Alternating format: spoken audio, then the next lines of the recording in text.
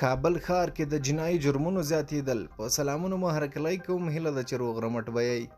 ویډیو را سره تر پای وګورئ، زموږ چینل سبسکرایب کړئ. په کابل کې د جنایي جرمونو زیاتېدل. خلک وایي که د جنایي جرمونو مخه ونه نیول سي نو لویه فاجعه به رامنځته کړي. تازه او مهم خبرونه بیا دا دي چې په کابل کې دغه پیښې زیاتې شوي دي. ورځ تر بلې خلک لوټل کیږي. د کابل کوڅې ناامنه دي. کابل ښار کې په دې وروستیو ورځو کې جنایي جرمونه د پیسو، موبایلونو، موټرو غلا او کابل ښاریان اندېښمن کړي دي. 26 کلن ځوان رومل په کابل ښار کې د جنایي جرمونو قرباني دی. نوموړی ازادۍ راډیو ته وویل چې وسلوالو غلو یې څه موده مخکې په رڼا ورځ موبایل یووړ او د ته یې هم ګواښ وکړ.